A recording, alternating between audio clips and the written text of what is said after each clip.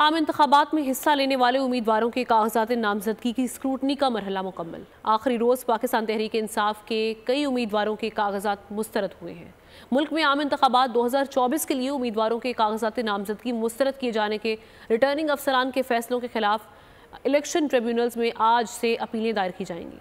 मुल्क भर में आम इंतखाबात 2024 के लिए कागजात नामजदगी मुस्तरद किए जाने के रिटर्निंग अफसरान के फैसलों के खिलाफ इलेक्शन ट्रिब्यूनल में आज से अपीलें दायर की जाएंगी। कागजात नामजदगी मंजूर या मुस्तरद किए जाने के खिलाफ इलेक्शन ट्रिब्यूनल में अपीलें दायर करने का अमल बुध तक जारी रहेगा। आम इंतखाबात में हिस्सा लेने वाले उम्मीदवारों के कागजात नामजदगी की स्क्रूटनी के दौरान तहरीक इंसाफ के 21 उम्मीदवारों के कागजात नामजदगी मंजूर न हुए।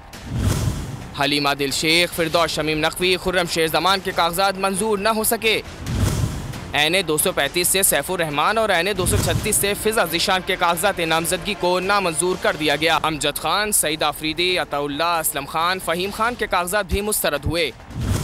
इसके अलावा बानी PTI समेत शाह महमूद कुरैशी, कासिम सूरी, आजम खान सवाती, जुल्फी बुखारी, अली अमीन गंजापुर, अली मोहम्मद खान, इफ्तिखार अली मशवानी, ए तुफैल, अमीर फरजंद, आतिफ खान, जरताज गुल, ताहिर इकबाल, अब्दुल मजीद खान, मलिक उमर असलम अवान शामिल हैं। सब्सक्राइब करें और बेल दबाएं ताकि कोई खबर रह न जाए।